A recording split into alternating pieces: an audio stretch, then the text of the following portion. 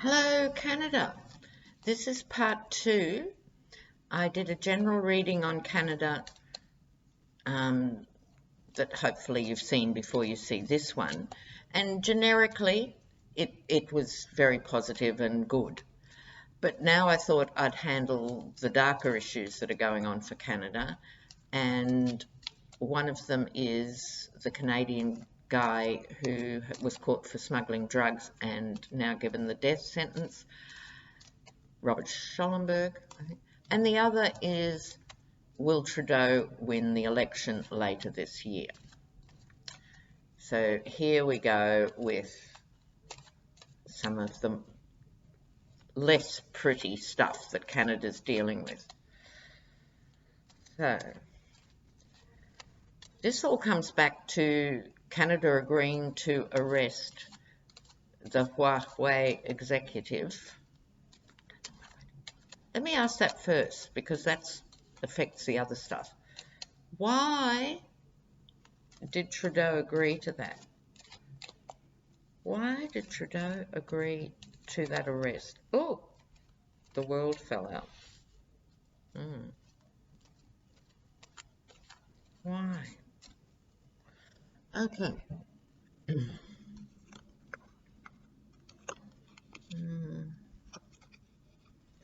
Oh, I don't like that. Don't like that at all. Okay, so the question was, why did Trudeau agree to it? With the world, so I think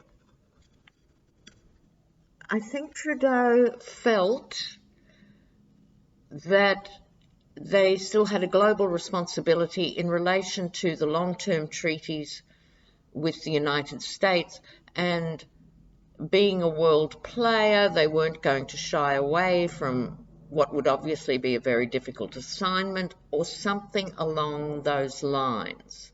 He was looking big picture and obviously not looking at the small print. Now, with the world card, usually a very open-ended card talking about the world as a wide and expansive place and how we can all benefit from interacting with the world and so on. But because this is a reading on quite a dark subject, and because these cards are not marvellous, there's other aspects to interpreting the world card. Now, one is the figure, the naked woman who seems the symbol of freedom, running. There's a running motion to it, the front leg and the back leg. But at the same time, the figure is leaning slightly back. So she's moving forward and leaning back. So this is sort of one of the reasons I think Trudeau was thinking bigger picture and not realising the dangers of that. A foolhardy decision. The other thing is the closed wreath. It's a wreath of victory, but it's closed. So that gives it a sort of treadmill feel, and that it's like a closed circuit, literally a closed circuit. So if you take this figure to be Canada in the middle, it's like Canada's been boxed in by this decision on the world stage. All right. There's no easy way out of this, and Trudeau, this was his question, why did he make that decision? Viewers, I'm saying Trudeau, I'm sure he didn't make the decision unilaterally. When I say Trudeau made the decision, I'm assuming he talked to the Canadian intelligence and he took other advice, but nonetheless, he okayed it in the end. Not the best decision he's ever made. Now, in retreat from that decision, the card of retreat, two things about this card. It's part of a bigger puzzle. There's an enigma factor when dealing with this Four of Swords and symbolising a puzzle with the stained glass window, but also implying if the figure gets up, they're going to be stabbed by swords. They felt, or he felt, there wasn't a great deal of choice. I wonder about that. I think And this is a slightly more sinister version. But my feel, Canadian viewers in particular, but anyone else who's interested, I'm not liking this card. From the point of view, I think pressure was brought to bear either on Trudeau directly or on other senior players in the Canadian government. And I think it was about something about trade, something about money. This is all about money, that a big trade aspect would be lost if you don't do this for us. I think this is the Americans threatening the Canadians. If you do not do this for us, we're going to cancel something big. And given that NAFTA, the unpronounceable new version of NAFTA, is still in the works and so forth, I think top Canadians felt a bit vulnerable and agreed to a deal that wasn't altogether kosher. They were bullied into it. Judgment. So, does this mean that Trudeau will be judged for this decision? I would imagine so. Okay, so there are other aspects of judgment, of course. Ultimately, the Americans will be judged if they're found, if this ever comes to light.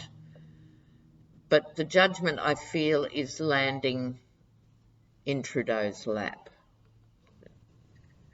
Okay, so basically, he felt he didn't have a choice, but he felt he was worldly enough to pull it off, but it's backfired. So that hasn't gone well. I now want to do a mini reading on Robert Schellenberg and the guy who's sitting in China. And I think there's been other Canadians arrested in a spiteful tit-for-tat by China. Why they thought this wouldn't happen, I don't know, but they thought they could deal with it. So be very careful. Any Canadians travelling anywhere near China, please be very careful, because they are in reprisal mode. You know? Let's have a look.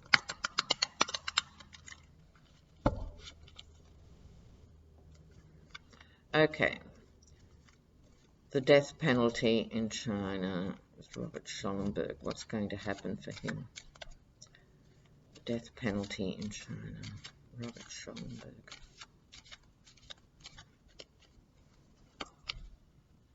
Oh, it doesn't look good for him. It does not look good for him. Strength, he's going to need it. Outcome card, the sun. Oh, thank God for that. Thank you for that. Okay, now, the whole thing makes more sense and makes for a better outcome. Okay, this is a personal catastrophe for Robert Schellenberg, but it's also catastrophic for Canada and for any other Canadians who are arrested. Might not be for drugs, so they're not looking at the death penalty, but they're going to be treated very badly because China has to make a point. This is not good generally, and this is a carry-on from the previous reading. It was a bad decision, should not have happened, and it's catastrophic in that sense. So in terms of Robert Schellenberg, we'll go a bit further with this. The High Priestess, a very complex card. I'm going for the most shallow interpretation, which is hidden agendas. Well, yes. Ace of Pentacles, I think money is going to change hands, and not just for lawyers. So I think, do I think it's bribery? I probably have to say yes, but wouldn't you give it a go? If you were the parents or even top officials, there's a place for bribery in the world, viewers. Sometimes, so money will be offered. This is the hand of offering. I don't know if it'll be accepted. China is very upset, right? So I don't know if the traditional routes of bribery will be enough in this case. Maybe. Strength. Hopefully this is Robert Schellenberg's personal strength, as well as it's sitting next to the offering money to somebody card. So it could be a strong chance of that actually getting up. But his mini outcome is the sun, which is a relief and a reprieve. So I'm saying on this, I don't think it will come to the death penalty. I think there'll be a lot of argy-bargy. Now you're all au fait with the Australian term argy-bargy, which is, you know, guys pumping their chests up against each other and saying lots but not doing much and it going nowhere. I think there'll be a lot of argy-bargy, there'll be wheeling and dealing, but it's a play for time. And even countries that still have the death penalty, it usually takes a lot of years for it to play out. So I think this will be resolved in some fashion. And I pray I'm right on this. I so pray I'm right. So please, anyone who knows him or is involved with him, I don't want to give them false hope. That is the last thing. But I will say that the cards are optimistic long-term of a deal being struck. Right. So just a quick moment here, viewers. In Australia, we outlawed the death penalty across the nation in about 1967, I think, something, late 60s, I think. And that was an end to public hangings. Nice. Anyway, it was an end. But we had 9 Australians arrested in Bali for smuggling drugs. A lot of drugs, I will be fair here, to, you know, kilos of drugs. A syndicate of 9 who, look, they knew what they were getting into but didn't, obviously. Young things thinking they could get away with it. They weren't hardcore, is what I'm saying. They were, the 2 at the top were opportunists, and the 7 mules, you know, were naive, stupid. The 2 ringleaders were given the death penalty sentence in an Indonesian court. Australia ignored that, like, for 7 or 8 years. And you can't help but wonder, the 2 ringleaders were non-Anglo and the 7 mules, I think, were Anglo. So there was this difference too, I'm just saying. So Australia did nothing officially or on the ground about this pending death sentence for these 2 guys. Right?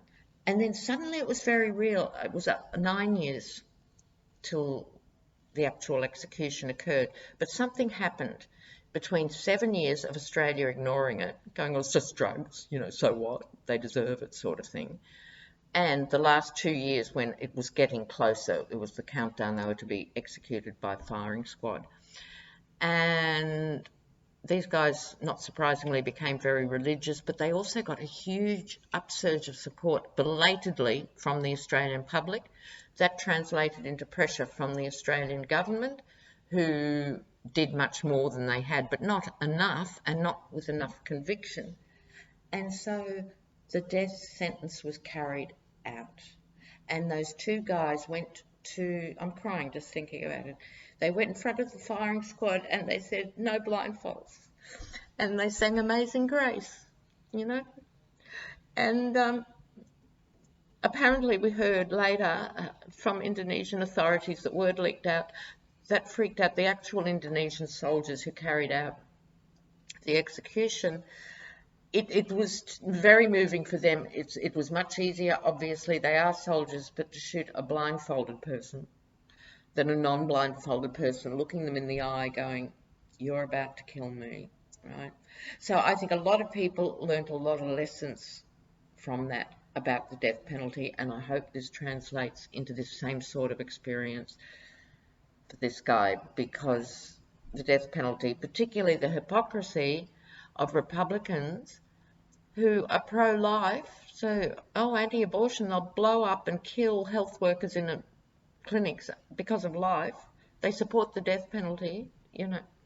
Where, what? Anyway, sorry, I just have to take a moment. I'm quite upset by that story, and then I'll finish the 3rd part of this reading.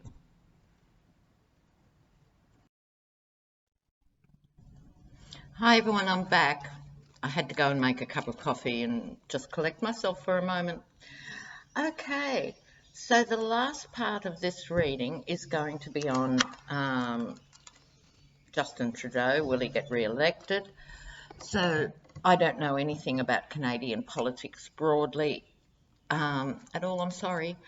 I do know you had a hard time with Harper. Was it Steve Harper, who, was ultra corporate and started doing shale sand mining and all that?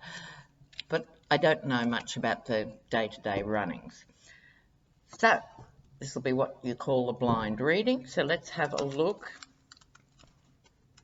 at Trudeau and the election this year. Trudeau. Will he get re-elected? Trudeau.